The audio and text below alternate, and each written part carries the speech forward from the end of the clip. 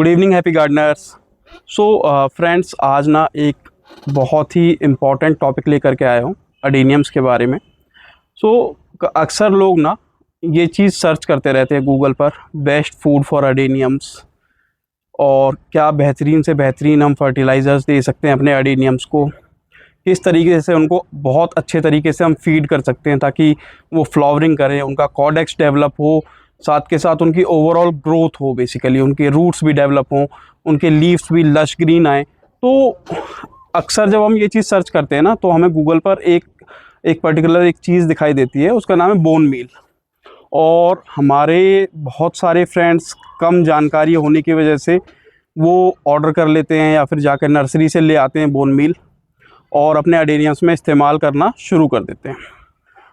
आज मैं आपको बोन मील के बारे में बताऊंगा। और पर्सनली मेरे पास इतने सारे प्लांट्स हैं अडेनियम के, उसके बाद भी आज तक मैंने कभी बोन मील का इस्तेमाल नहीं किया अपने अडेनियम्स में। मेरे पास मोर देन आई थिंक 700-800 तो अरेबिकम्स हैं अपने पर्सनल कलेक्शन में, लेकिन मैंने कभी भी बोन मील का इस्तेमाल नहीं किया। लोग कहते हैं अरेबिकम का तो कॉडेक्स ही नहीं बनेगा बिना बोन मील के। ऐसा बिल्कुल भी नहीं है, ये सिर्फ मिथ है।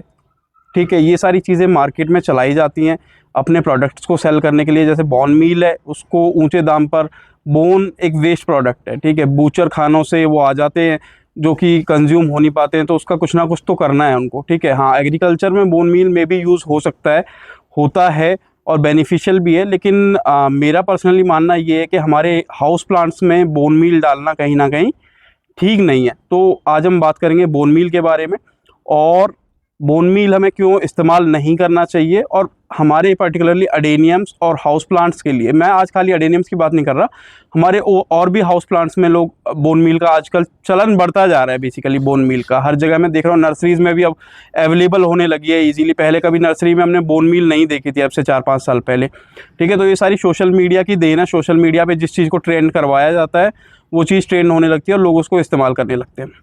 तो अल्टरनेट भी मैं आपको बताऊंगा हमारे हाउस प्लांट्स और अडेनियम्स के लिए क्या बेस्ट अल्टरनेट है बोन मील से बेटर, जो कि आप अपने घर पर तैयार कर सकते हैं, बोन मील से सस्ता और बोन मील से कहीं ज़्यादा इफेक्टिव। तो इसी चीज़ पर आज का हमारा ये वीडियो है। तो वीडियो स्टार्ट करने से पहले एक चीज़ मैं आपको बोलना चाहूँगा कि आप हमारी वीडियोस को देख रहे हैं, बहुत सारे व्यूज़ आ रहे हैं हमारे वीडियोस पर, आप वीडियोस को लाइक भी कर रहे हैं, कमेंट भी कर रहे हैं, बहुत प्यार मिल रहा है आपका हमारे वीडियोस को, हमारे कंटेंट को। सो प्लीज़ हमारे चैनल को सब्सक्राइब भी कीजिए। अभी हमारा चैनल नया है और हमें आपकी सपोर्ट की ज़रूरत है, ताकि इस तरीके का जो, देखिए, रियल कंटेंट मैं बनाता हूँ। ठीक है, ऐसा कंटेंट नहीं बनाता जो कि कंट्रोवर्शियल हो और मेरे वीडियोस वायरल हो जाए, कुछ कंट्रोवर्शियल बातें मैं बोलूँ और लोग उनसे एकदम चौंक जाएं, इस चक्कर में मेरा वीडियो देखें या लाइक करें। मेरे को वो सब करने की ज़रूरत ही नहीं है। जो चीज़ें आपके काम आने वाली हैं ना, और जो एक्चुअल हैं, जो मेरे खुद के एक्सपीरियंसेस हैं, वही मैं आपके साथ शेयर करता हूँ। तो प्लीज़ सब्सक्राइब कर लीजिए अब चैनल को आप। और चलिए आज का वीडियो हम शुरू करने वाले हैं। बोन मील का बेसिकली जो अल्टरनेट है वो है कार्बोनाइज्ड राइस हस्क। ठीक है, कार्बोनाइज्ड राइस हस्क क्या है, इसके बारे में मैं अभी बात करूंगा। मैं पर्सनली, जैसा मैंने आपको बताया कि मैं बोन मील क्यों यूज़ नहीं करता हूं, उसका रीज़न मैं आपको पर्टिकुलरली बता देता हूं। देखिए, बोन मील को तैयार करने के कुछ स्टैंडर्ड सेट किए गए हैं।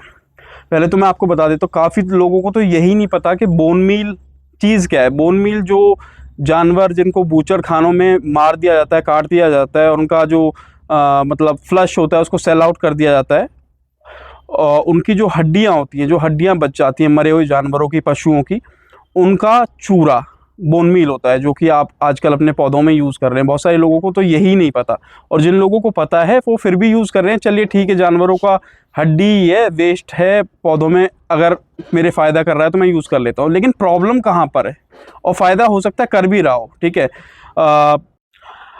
तो कहीं ना मेरे को प्रॉब्लम बोन मील से नहीं है।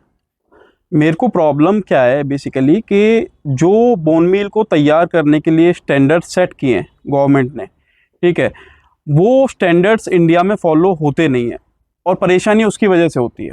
जैसे कि मैं आपको बता देता हूँ, बोन मील का जो शॉर्ट में मैं आपको बताता हूँ, बोन मील का जो बनाने का प्रोसेस है, बोन्स को ला करके सबसे पहले उनको या तो बहुत ज़्यादा हाई टेम्परेचर पर स्टीम किया जाता है या बॉयल किया जाता है, ताकि वो सॉफ्ट हो जाए। उसके बाद उनको बेक किया जाता है, बेसिकली बड़े बड़े अवन्स होते हैं, उनमें बेक किया जाता है, और देन उसके बाद उनको क्रशर्स में डाल के उसका चूरा बनाया जाता है। उसके बाद उसको मार्केट में सप्लाई किया जाता है पैक करके। लेकिन ये पर्टिकुलर जो स्टैंडर्ड है ना, ये फॉलो इंडिया में 99.9% नहीं होता है। अभी रिसेंटली मैं हरिद्वार से आ रहा था, ठीक है, तो ये चीज़ मेरे को भी नहीं पता थी, अब पता थी अब से 2-3 साल पहले, 2-3 साल पहले की बात है। हरिद्वार से मैं आ रहा था, तो एक जगह पड़ती है आपका मुजफ्फरनगर, ठीक है। सो मुजफ्फरनगर में एक गाड़ी खड़ी हुई थी, पूरा एक ट्रक खड़ा हुआ था, टाटा 407, और उसमें ज़बरदस्त तरीके से पूरी ऊपर तक ना हड्डियाँ लोड की हुई थी। तो उस पर्टिकुलर ट्रक के ड्राइवर से मैंने पूछा कि भैया ये हड्डियाँ कहाँ ले जा रहे हो, क्या होगा इनका? उन्होंने बोला इसकी ना खाद बनती है भैया। मैंने कहा खाद कैसे बनती है, आप कहाँ ले जाते हो? उन्होंने बताया मुरादाबाद में फैक्ट्री है, वहाँ पर जाते हैं, वहाँ बड़ी बड़ी ना ग्राइंडर लगे हुए हैं, बड़ी बड़ी मशीनें लगी हुई हैं, इनको हड्डियों को उसमें डाल देते हैं, ठीक है, और वहाँ से उसको उसके बाद प्रोसेस करके ग्राइंड करके और बोरों में भर के भेज दिया जाता है। सो मेरे को उस दिन ये चीज़ क्लियर हुई कि चीज़ें कितनी ज़्यादा गलत हो रही हैं लोगों के साथ में। अब आप मेरे को एक बात बताइए कि आप सोच रहे हो कि एक प्रॉपर बॉइल्ड, एक प्रॉपर प्रोसेस हुई बोन मील आपको मिल रही है, जो कि आपके घर में ना बैक्टीरियाज नहीं लेके आएगी, इन्फेक्शंस नहीं लेके आएगी। लेकिन वहाँ पर अगर मैं बताऊँ, देखिए फैक्ट्री में गया नहीं, मैं झूठ नहीं बोलता, फैक्ट्री में गया नहीं, लेकिन मैं वहाँ की सिचुएशन सोच सकता हूँ कि वहाँ पे एक बहुत बड़ा ग्राउंड होगा जहाँ पे खुले में हड्डियाँ पड़ी रहती होंगी, हज़ारों टन हड्डियाँ, और धीरे धीरे करके उनको ग्राइंड किया जाता होगा और कट्टों में पैक किया जाता होगा। सो उस पर बारिश भी पड़ रही है, मौसम की भी मार है, उस पर इतना बैक्टीरिया इकट्ठा हो जाता होगा ना, इतना ज़्यादा बैक्टीरिया इकट्ठा हो जाता होगा, और फिर जब वो ग्राइंड होकर के आपके घर पर आ जाती हैं, या आपके रूफटॉप गार्डन पर आ जाती हैं, या आपके घर के जो इंडोर प्लांट्स हैं उनमें आप इस्तेमाल करते हैं, तो कहीं ना कहीं वो कंटेमिनेट तो करते ही हैं ना आपके घर में। हो सकता है आपके बच्चे भी उस मिट्टी में हाथ डालें। और हम लोग देखिए, हम लोग इंडियंस हैं, हम लोग गार्डनिंग में ग्लव्स नहीं पहनते, मैं भी नहीं पहनता प्रैक्टिकली, आपको बताऊं कभी मैंने ग्लव्स गार्डनिंग में यूज़ नहीं किए। तो हम भी इसी तरह के हाथों से रिपोर्टिंग करते हैं, पॉटिंग मीडिया तैयार करते हैं, उसमें बोन मील होगा, वही बैक्टीरिया हमारे हाथों पे आएगा। अक्सर हम काम करते करते फ़ोन भी उठा लेते हैं, अगर कॉल आ जाता है तो किसी का, वही सेम बैक्टीरिया हमारे फ़ोन पर गया। देन जब हम खाना खाते हैं उस टाइम में हम फ़ोन को इस्तेमाल करते हैं, वही बैक्टीरिया फिर हम खाने के थ्रू हमारे मुंह में चला गया। तो बोन मील से ना बहुत सारी बीमारियां फैल सकती है। मेरे कहने का मतलब ये है, पॉइंट ये था, जो सबसे ज़रूरी बात थी, कि बैक्टीरिया फैल जाएंगे बहुत ज़्यादा आपकी छत पर, ठीक है। आपके बच्चों के लिए ये अच्छा नहीं है, आपके खास करके पेट्स अगर आपके पास हैं, डॉग्स हैं, कैट्स हैं, उनके लिए बिल्कुल भी अच्छा नहीं, क्योंकि बोन मील की स्मेल ना उनको अट्रैक्ट करती है। तो अक्सर जहाँ पे भी आप देखोगे ना, कहीं पे अगर बोन मील का इस्तेमाल किया गया है, पेट्स उन पर्टिकुलर पॉट्स में ना अपने पंजों से खोदना शुरू कर देते हैं। उनको लगता है इसके अंदर कोई हड्डी है या कोई जानवर मरा हुआ है, तो वो वहाँ पर बैक्टीरिया फिर आपके पेट्स के फर्श पर आ जाते हैं, आप उनके फर्श को टच करते हैं, फिर आपके हाथ में, मतलब बहुत सारी चीज़ें हैं, कहीं ना कहीं वो बैक्टीरिया आपको इम्पैक्ट करेंगे। तो ये पर्सनल मेरा रीज़न है बोन मील ना इस्तेमाल करने का, ठीक है। अब बोन मील नहीं इस्तेमाल कर रहा हूँ, तो मेरे प्लांट्स को बेसिकली ग्रोथ कैसे मिलेगी, उनको फूड कैसे मिलेगा, वो अब मैं बात कर लेता हूँ।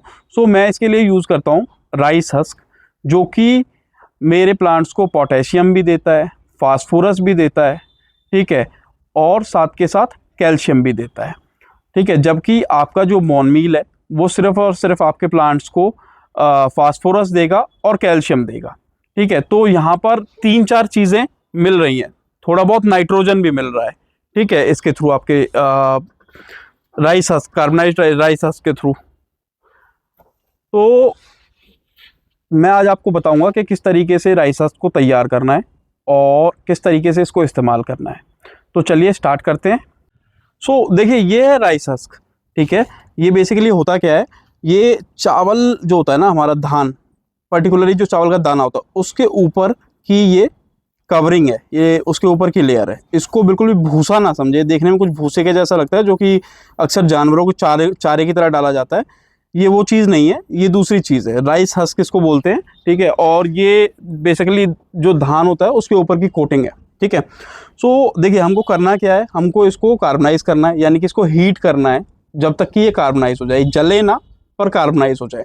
तो चलिए स्टार्ट करते हैं। सो इसके लिए ना मैं प्रेफर करता हूँ ये काऊ डंग का इस्तेमाल करना। तो काऊ डंग ऑलरेडी मैंने इस चूल्हे के अंदर डाल दिया है, ठीक है, कुछ न्यूज़पेपर डाल दिए और मैं पेन का यूज़ कर रहा हूँ खाली आपको समझाने के लिए, क्योंकि ये इसका सरफेस बराबर है और आप प्रॉपरली देख पाएंगे कितना हमको कार्बनाइज करना है। यूजुअली जब मैं अपने पॉटिंग मिक्स के लिए करता हूँ तो मेरे पास एक टिन है बेसिकली, जो तेल वगैरह जिसमें आता है ना 20 किलो का, ठीक है, उसमें मैं राइस हस्क तैयार करता हूँ। अगर आपको ज़्यादा क्वांटिटी में करना है तो टिन बेस्ट ऑप्शन है, ठीक है। फिलहाल मैं इसमें आपको करके दिखा रहा हूँ। तो इसमें हम ना थोड़ा सा अल्कोहल डाल देंगे।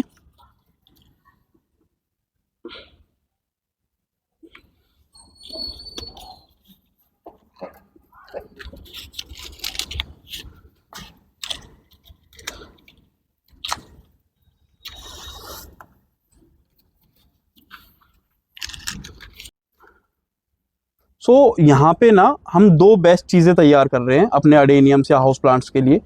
पहली चीज़ है हमारा कार्बोनाइज्ड राइस हस्क और दूसरी चीज़ है राख, काउडंग की राख। आपको पता है जब पहले टाइम में केमिकल इंसेक्टिसाइड्स नहीं हुआ करते थे, उस टाइम पर हमेशा से ही खेतों में एग्रीकल्चर में हमेशा राख का इस्तेमाल किया गया है, कीड़ों को दूर रखने के लिए, इंसेक्ट्स को दूर रखने के लिए। और अक्सर हमारे अडेनियम्स में भी स्पाइडर्स देखने को मिलते हैं। मेरा पर्सनल एक्सपीरियंस है, अगर थोड़ी सी मात्रा में राख मिलाई जाए ना अपने पॉटिंग मिक्स में, तो ये जो स्पाइडर्स आती है ना हमारे अडेनियम्स में, ये नहीं आती है, ठीक है। पॉटिंग मिक्स में आपको स्पाइडर्स नहीं मिलेंगे क्योंकि उनको पसंद नहीं है इसका जो अरोमा है ना, जब ये पानी में मिलता है तो उनको पसंद नहीं है। तो मैं कुछ साल से मैंने इसको यूज़ करना शुरू किया है।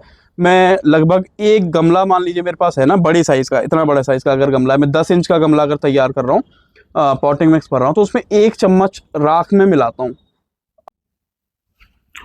चलिए, तो अपने पैन को मैं रख देता हूँ इस पर और थोड़ी सी मात्रा में मैं इस पर ये राइस हस्क डाल देता हूँ।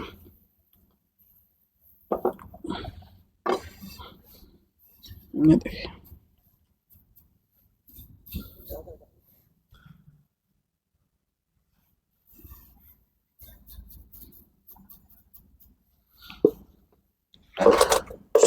देखिए मैं आपको बताता हूँ, इसको तैयार होने में जहाँ तक मेरे को लगता है कि 3 से 4 मिनट लगेंगे, इतने में ये कार्बनाइज हो जाएगा, ठीक है। अब आपके लिए आगे सिचुएशन है, मैं आपको पेन में इसलिए करके दिखा रहा हूँ ताकि मैं आपको बताऊँ कि कितना तक हमको इसको कार्बनाइज करना है, ठीक है। आप क्या कर सकते हैं ना, मैं आपको आपके लिए बता देता हूँ। पेंट के डब्बे आते हैं स्टील के, ठीक है, आपके घर में पेंट हुआ होगा, उसके डब्बे रखेंगे 5 किलो का या 10 किलो का बड़े साइज़ का, वो बेस्ट रहते हैं क्योंकि उसका टिन काफ़ी मोटा होता है। आग के ऊपर उसको रखिए और उसके अंदर डालिए आपका राइस हस्क, ठीक है, बेस्ट रिजल्ट आपको मिलेगा। दूसरी चीज़, इसका जो धुआं होता है ना, जब आप राइस हस्क तैयार करते हैं, कार्बनाइज्ड राइस हस्क तैयार करते हैं, तो थोड़ा सा उससे बचना है आपको, धुएँ से। ये धुआं अच्छा नहीं होता, ठीक है। धुआं बेसिकली जाता है ना, सांस की परेशानी करता है, तो आप हट जाएं वहाँ से, ठीक है। अभी धुआं उतना है नहीं। फ्रेंड्स, राइस हस्क हमारा तैयार हो गया है, जैसा मैंने आपको बोला था 3 से 4 मिनट। इस पैन में इसको ना रेडी करने में लगभग 3 मिनट लगे मेरे को, ठीक है। 3 मिनट में ये अब पूरी तरीके से तैयार है। मैं आपको दिखा देता हूँ कि किस फॉर्म में आपका राइस हस्क दिखना चाहिए तैयार होने के बाद। ये देखिए, ये ना तो पूरी तरीके से राख बनाए, ना ही पूरी तरीके से जलाए। इसमें कुछ कुछ पार्टिकल्स येलो कलर के भी आपको दिखाई देंगे, कुछ डार्क ब्राउन, कुछ डार्क येलो और कुछ बिल्कुल ब्लैक, ठीक है। इस फॉर्म में आपका राइस हस्क होना चाहिए, जो कि बेस्ट फॉर्म है। मैं आपको बताता हूँ क्यों। देखिए, ये पूरी तरीके से इसको आपको ब्लैक नहीं करना। अगर आपने इसको ब्लैक कर दिया ना, तो उसकी वजह से होता क्या है कि ये बहुत जल्दी पाउडर बनने लगता है, ठीक है। पाउडर बनने लगेगा, आप 10-12 बार वाटरिंग करेंगे पानी में, पूरा निकल जाएगा। ये जो राइस हस्क है बेसिकली, ये हमको यूज़ करना है स्लो रिलीज फर्टिलाइज़र की तरह। पूरे साल, हम 1 साल में भी अगर रिपोर्टिंग करते हैं अपने प्लांट की, तो पूरे साल तक ये हमारे पॉट में बना रहना चाहिए। तो इस कंडीशन का जो होगा ना आपका कार्बनाइज्ड राइस हस्क, वो लगभग पूरे साल आपके पॉट में बना रहेगा। स्लोली पोटेशियम, फास्फोरस और कैल्शियम आपके प्लांट को देता रहेगा। नाइट्रोजन भी थोड़ी सी मात्रा में आपके प्लांट को देता रहेगा। और सर, अब आप मेरे को ये पूछेंगे, सर कार्बोनाइज्ड राइस हस्क ही क्यों, राइस हस्क क्यों नहीं, हम सिंपली इसको क्यों नहीं यूज़ कर सकते हैं, ठीक है। देखिए, मैं आपको बताता हूँ, जहाँ कमर्शियल लेवल पे काम होता है ना, लाखों पौधे उगाए जाते हैं, वहाँ पे कोई कार्बनाइज नहीं करता, वहाँ पे नॉर्मल इस राइस हस्क को यूज़ किया जाता है, ठीक है। क्योंकि ये बहुत बड़ा झंझट भी एक तरीके से इसको कार्बनाइज करना और प्रॉपर फॉर्म में लाना। ठीक है, अब मैं आपको बताता हूँ, आपके पास लिमिटेड प्लांट है 10 20 30 50 जितने भी हैं, आप उनके लिए कार्बनाइज कर सकते हैं। ठीक है, ये आपके लिए सबसे चीप एंड बेस्ट फर्टिलाइज़र है। बताइए कैसे? आप वर्मी कंपोस्ट देखते हैं, ठीक है, वर्मी कंपोस्ट भी मार्केट में ढंग का 15 से 20 रुपये किलो आपको मिलता है। ठीक है, आप लीफ मोल्ड कंपोस्ट देखते हैं, वो भी आपको 20 से 25 रुपये किलो कम से कम मिलेगा। ये जो राइस हस्क है ना, ये अगर आपको सही सोर्स मिल जाएगा तो ये लगभग 5 से 10 रुपये किलो में आपको मिल जाएगा मार्केट में। मैं जो इसको लाता हूँ वो 10 रुपये केजी मेरे को मिलता है। ठीक है, ये आपको मिलेगा कहाँ, मैं बता देता हूँ। ये आपको मिलता है जहाँ पर फ़िश मार्केट होता है ना, बड़ा फ़िश मार्केट कोई होगा जहाँ पे कि कोल्ड स्टोरेज होगा फिशेज़ का, उसके आसपास ये बिकता है, उसमें कुछ ना कुछ काम आता है ये, तो उसी के आसपास ही मिल जाता है। दूसरी चीज़ आपको नर्सरीज़ में मिल जाएगा, वहाँ भी आपको ये 20 से 25 रुपये किलो दे देंगे नर्सरीज़ वाले। ठीक है, या फिर जो प्लांट शॉप्स वाले होते हैं। सो सबसे सस्ता और सबसे बेहतरीन फर्टिलाइज़र है। मैं कह रहा हूँ आपका जो वर्मी कंपोस्ट है या लीफ मोल्ड है ना, वो 2 से 3 महीने के बाद काम करना बंद कर देता है आपके एडेनियम में। उसका कोई रोल नहीं रह जाता, उसके सारे न्यूट्रिएंट्स प्लांट ले लेता है और वो सिर्फ मिट्टी रह जाती है। लेकिन ये कार्बनाइज्ड राइस हस्क है ना, पूरे साल आपके प्लांट को एनर्जी देता रहेगा। पोटेशियम, फास्फोरस, कैल्शियम, नाइट्रोजन, चारों चीज़ें मिलेंगी। इवन आपका जो बोन मील है वो भी सिर्फ आपका फास्फोरस और कैल्शियम देगा, नाइट्रोजन देगा ना ही आपका पोटेशियम देगा। ठीक है, तो ये चारों चीज़ें पूरी कर रहा है। तीसरी चीज़, आपके जो मीडिया है ना, उसको लाइट बनाता है, उसको पोरस बनाता है। आपका प्लांट रॉट नहीं होगा पोरस होने की वजह से। और दूसरी चीज़, आपको बेसिकली बार बार प्लांट को रिपोर्ट करने की ज़रूरत नहीं है कि इसमें फर्टिलाइज़र ख़त्म हो गया। आप ये लंबे समय तक आपके पौधे प्लांट में बना रहेगा और आपके प्लांट को न्यूट्रिशन भर भर के देता रहेगा और इस तरीके की फ्लावरिंग होगी, देखिए भर भर के आपके पौधे में। ठीक है, अब फ्लावरिंग का काम करता है, इसके फ़ायदे बता देता हूँ। इसके 3 सबसे ज़रूरी फ़ायदे क्या हैं। देखिए, जब आप पर्टिकुलरली इस फर्टिलाइज़र को यूज़ करेंगे, कार्बनाइज्ड राइस हस्क को तैयार करके, आपके प्लांट पे भर भर के फ्लावर आएंगे। पहली चीज़, बहुत ही ज़्यादा डेंस लीव्स आएंगे, मतलब पत्ते बहुत निकलेंगे, फ्लावर पत्ते दोनों चीज़ आएंगी। ठीक है, भर के पत्ते। ठीक है, कॉर्डेक्स आपके प्लांट का तैयार होगा, क्योंकि आपका जो मीडिया होगा वो काफ़ी लाइट होगा, इजीली कॉर्डेक्स को ना फैलने की जगह मिलेगी।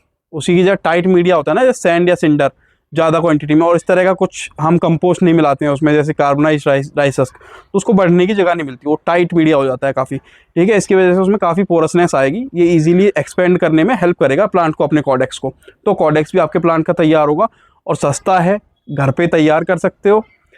बेहतरीन फर्टिलाइज़र है, मैं अपने एक्सपीरियंस से बता रहा हूँ। अगर आपने एक बार इसको बनाया अपने घर पर, आपने तैयार करा, इसको इस्तेमाल किया ना, मैं कह रहा हूँ आपके प्लांट्स में ऐसी ग्रोथ, इस तरीके की फ्लावरिंग और इस तरीके के जो लीव्स है ना, डेंस लीव्स, आज तक अपने प्लांट्स में अडेनियम के, खास करके अडेनियम की मैं बात करूँ, अडेनियम में नहीं देखी होगी। सो इसको इस्तेमाल करें। दूसरी चीज़, डिकम्पोज हो जाता है, लगभग साल भर आपके प्लांट में टिकता है। साल भर के एंड में जब आप रिपोर्ट करोगे ना, तो जो इसके कार्बोनाइज्ड पार्टिकल्स हैं वो आपको दिखेंगे नहीं, वो पूरी तरीके से डिकम्पोज हो चुके होंगे आपकी मीडिया में। ठीक है, डिकम्पोज हो जाता है, कोई बैक्टीरिया नहीं, किसी तरह की कोई बीमारियां नहीं, एकदम साफ़ सुथरा है। ठीक है, इसको इस्तेमाल करें, बोन मील को अवॉइड करें। और अगर आज का वीडियो आपको अच्छा लगा हो तो इस वीडियो को लाइक करें, चैनल को सब्सक्राइब करें, बेल आइकन प्रेस करें। इस तरह की जानकारी हम आपके लिए लाते रहते हैं और लाते रहेंगे। कोई भी डाउट है प्लीज़ कमेंट बॉक्स में पूछें, और प्लीज़ एक डाउट मत पूछें कि सर कहाँ से मिलेगा ये आपको लोकली अरेंज करना पड़ेगा। अगर आप इसको कहीं से ऑनलाइन मंगाएंगे बहुत महंगा पड़ेगा। ये 10-20 रुपये किलो, 5-10 रुपये किलो वाली चीज़ है, इसका 100-150 रुपये किलो का चार्ज लग जाएगा मंगाने का, क्योंकि बहुत ज़्यादा वॉल्यूम होता है इसका, 1 किलो इतना सारा बन जाता है। ठीक है, तो बहुत ज़्यादा शिपिंग चार्ज लगेगा, तो लोकली अरेंज करें और अपने प्लांट्स को हेल्दी बनाएं। Bye bye friends.